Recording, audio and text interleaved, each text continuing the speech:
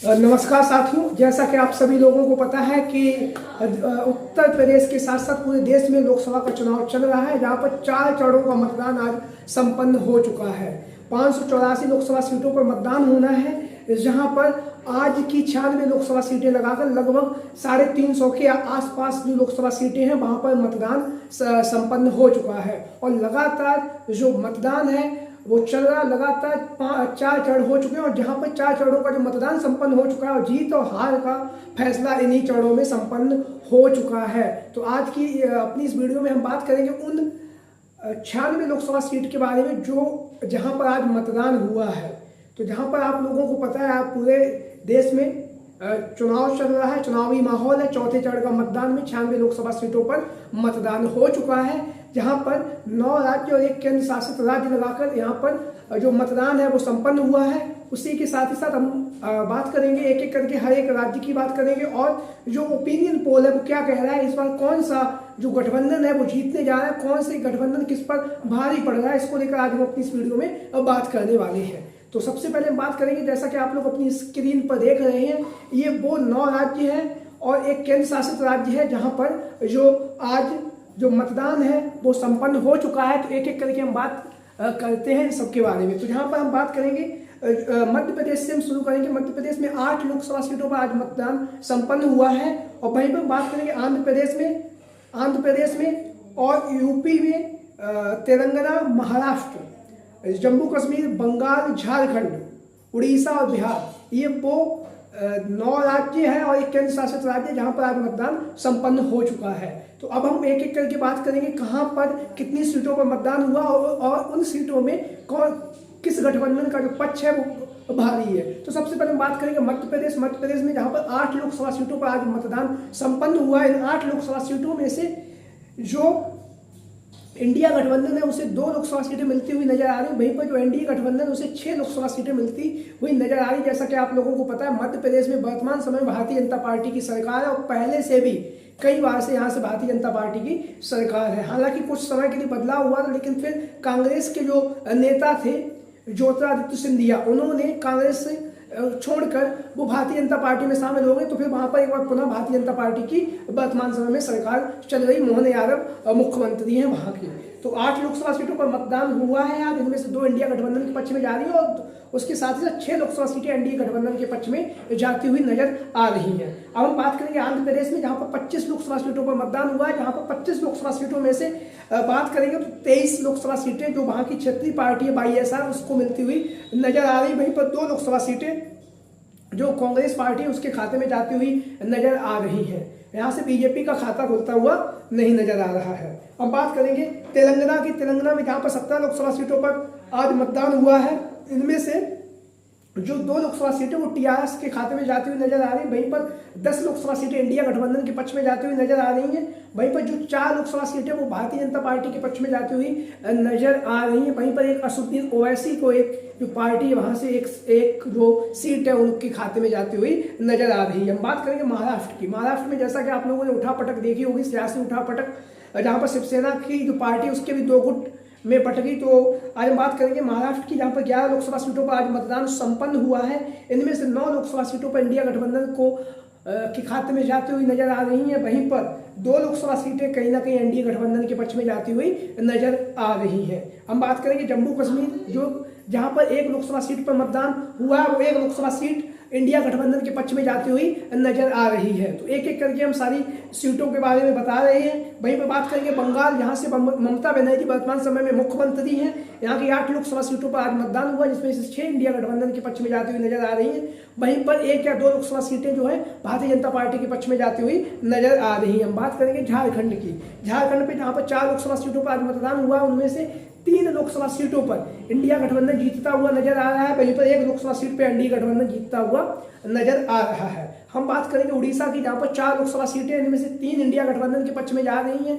वहीं पर 1 लोकसभा सीट जो है एनडीए के खाते में जाती हुई नजर आ रही है। हम बात करेंगे अब बिहार की। बिहार में आप लोगों को पता है जो तेजस्वी यादव का जो पार्टी है राष्ट्रीय जनता दल है ना, वो इस बार काफी मजबूत स्थिति में, जहां पर 5 लोकसभा सीटों पर मतदान हुआ, जिसमें से 4 लोकसभा सीटें चौथे चरण की इंडिया गठबंधन के पक्ष में जाती हुई नजर आ रही। वहीं पर 1 लोकसभा सीट भारतीय जनता पार्टी के पक्ष में जाती हुई नजर आ रही है। हम बात करेंगे उत्तर प्रदेश। जैसा कि आप लोगों को पता है, आप लोगों ने सुना भी होगा, कहीं ना कहीं जो देश की जो दिल्ली की जो सत्ता है उसका जो रास्ता है कहीं ना कहीं उत्तर प्रदेश से होकर जाता है। तो उत्तर प्रदेश की हम बात करेंगे तो उत्तर प्रदेश में आज 13 लोकसभा सीटों पर मतदान हुआ है। किन किन लोकसभा सीटों पर मतदान हुआ वो हम आपको पहले बता दे रहे हैं, जैसा कि आप लोग अपनी स्क्रीन के माध्यम से भी देख रहे होंगे।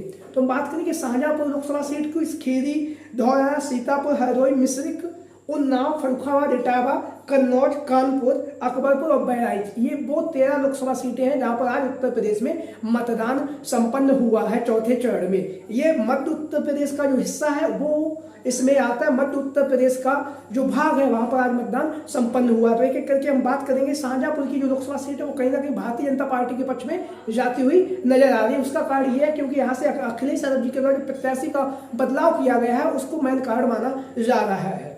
हम बात करेंगे खीरी से जहां से आप लोगों को पता है अखिलेश यादव जी ने उत्कर्ष वर्मा को चुनावी मैदान में उतारा। वहीं भारतीय जनता पार्टी ने अपने मंत्री थे टेनी साहब, उन्हें चुनावी मैदान में उतारा। तो यहाँ से जो खीरी लोकसभा सीट है कहीं ना कहीं भारतीय जनता पार्टी के पक्ष में जाती हुई नजर आ रही है। हम बात करेंगे धौरहरा से आनंद बलौरिया जो इंडिया गठबंधन के प्रत्याशी हैं, और ये जो धौरहरा की जो लोकसभा सीट है वो कहीं ना कहीं समाजवादी पार्टी को खाते में जाती हुई नजर आ रही है। हम बात करेंगे सीतापुर, जो इंडिया गठबंधन के तहत कांग्रेस पार्टी ने यहाँ से अपना प्रत्याशी उतारा। सीतापुर की लोकसभा सीट से जो कांग्रेस के जो प्रत्याशी है उनके खाते में ये सीट जाती हुई नजर आ रही है। बात करेंगे हरदोई से जहाँ पर अखिलेश यादव जी के द्वारा उषा वर्मा को चुनावी मैदान में उतारा गया है। हालांकि उषा वर्मा जी की जो ये लोकसभा सीट है वहां पर ये भी भारतीय जनता पार्टी के पक्ष में जाती हुई नजर आ रही है। मिश्रिख लोकसभा सीट की बात करें तो ये मिश्रिख की लोकसभा सीट से जो भारतीय जनता पार्टी के पक्ष में जाती हुई ये सीट नजर आ रही है। उन्नाव की बात करेंगे। उन्नाव में जहाँ पर आप लोगों को पता अन्नू टंडन जी इंडिया गठबंधन के प्रत्याशी, समाजवादी पार्टी के प्रत्याशी, वहीं पर भारतीय जनता पार्टी की तरफ से साक्षी महाराज जी को चुनावी मैदान में उतारा गया है। तो यहाँ से ये जो सीट है कहीं ना कहीं इंडिया गठबंधन के पक्ष में जाती हुई नजर आ रही है। उसका कारण ये है कि जो अन्नू टंडन जी वो लगातार क्षेत्र से की जनता से जुड़ी रहती हैं। फर्रुखाबाद की लोकसभा सीट की बात करें डॉक्टर नवल किशोर साहब के, और भारतीय जनता पार्टी के अपने सिटिंग जो एमपी है जो मुकेश राजपूत है उन पर भरोसा जताया। तो कहीं ना कहीं जो फर्रुखाबाद की लोकसभा सीट है यहाँ का जाति समीकरण के हिसाब से देखा जाए तो ये जो लोकसभा सीट है कहीं ना कहीं डॉक्टर नवल किशोर साहब के यहाँ पर भारी पड़ते हुए नजर आ रहे हैं, क्योंकि जो सिटिंग एमपी है उनसे कहीं ना कहीं जनता नाराज भी है। उसका सबसे बड़ा कारण आप लोगों को पता होगा, जो एक्सप्रेसवे को लेकर जो काम था उसको भी रोका गया। उसके साथ ही साथ वहां का जो विकास कार्य है उसको लेकर लगातार जनता हमलावर रह रही है और लगातार प्रश्न पूछती जा रही है। तो हम बात करेंगे इटावा से, जहां से अनिल दोहरी चुनावी मैदान में समाजवादी पार्टी के प्रत्याशी के रूप में। तो कहीं ना कहीं जो इटावा की लोकसभा सीट है वो इंडिया गठबंधन के पक्ष में जाती हुई नजर आ रही है। हम बात करेंगे कन्नौज से जहां पर अखिलेश यादव भी स्वयं चुनावी मैदान में उतरे हुए हैं। तो जो कन्नौज की लोकसभा सीट है ये समाजवादी पार्टी के मुखिया अखिलेश यादव यहाँ से जीतते हुए नजर आ रहे हैं। बात करेंगे कानपुर लोकसभा सीट को लेकर। कानपुर की लोकसभा सीट काफी ज्यादा चर्चाओं का केंद्र बिंदु बनी हुई, क्योंकि यहाँ से भारतीय जनता पार्टी के द्वारा अपने सिटिंग एमपी का टिकट काट दिया गया है। तो उसको लेकर भी रोष है। उसके साथ ही साथ यहाँ से अखिलेश यादव जी की मजबूत स्थिति दिखाई दे रही, क्योंकि यहाँ से 3 जो विधायक है वो समाजवादी पार्टी के यहाँ से 2022 में विधायक चुने गए हैं। हम बात करेंगे अकबरपुर की लोकसभा सीट। अकबरपुर की जो लोकसभा सीट है ये कहीं ना कहीं समाजवादी पार्टी के पक्ष में जाती हुई नजर आ रही है। राजा रामपाल यहाँ से इंडिया गठबंधन के प्रत्याशी भी हैं। हम बात करेंगे बहराइच लोकसभा सीट को लेकर, जो जहाँ से रमेश गौतम जी प्रत्याशी हैं, और उसके साथ ही साथ बहराइच की जो लोकसभा सीट है वो समाजवादी पार्टी के पक्ष में जाती हुई नजर आ रही है। तो हम बात करेंगे इन 13 लोकसभा सीटों में। उत्तर प्रदेश की जो लोकसभा सीटें हैं 13, उनमें से 8 लोकसभा सीटें इंडिया गठबंधन के पक्ष में जाती हुई नजर आ रही हैं। वहीं पर 5 लोकसभा सीटों पर भारतीय जनता पार्टी के पक्ष में जाती हुई नजर आ रही है। हम बात करेंगे अब देश की लगा के, तो देश में जहां पर आज चौथे चरण में 96 लोकसभा सीटों पर मतदान हुआ, उन 96 लोकसभा सीटों में कहीं ना कहीं 45 से 50 लोकसभा सीटें ऐसी हैं जो इंडिया गठबंधन के पक्ष में जाती हुई नजर आ रही है। वहीं पर 35 से 40 ऐसी लोकसभा सीटें हैं जो भारतीय जनता पार्टी के पक्ष में जाती हुई नजर आ रही है। अगर ऐसा होता है जब चुनाव परिणाम आएगा तो कहीं ना कहीं भारतीय जनता पार्टी के लिए यहाँ पर बहुत कुछ हारने के लिए भी है, क्योंकि जो परिणाम अगर इसी हिसाब से आ गए, जिस हिसाब से जो सर्वे आ रहे हैं उसको लेकर, तो कहीं ना कहीं भारतीय जनता पार्टी को चौथे चरण में भारी नुकसान उठाना पड़ सकता है। जहां पर पिछले बार के चुनाव में भारतीय जनता पार्टी ने 96 में से लगभग 70 से 80 लोकसभा सीटें जीती थी, तो इस बार 40 से 45 लोकसभा सीटें कहीं ना कहीं भारतीय जनता पार्टी के पक्ष में जाती हुई नजर आ रही, जो एक बड़ा नुकसान कहा जा सकता है भारतीय जनता पार्टी के लिए। वहीं पर इंडिया गठबंधन को कहीं ना कहीं फायदा होता हुआ भी दिख रहा है। तो आज की वीडियो में इतना ही। आप लोगों की क्या राय है सभी साथी कमेंट बॉक्स के माध्यम से अपनी राय जरूर दें। जय हिंद, जय भारत।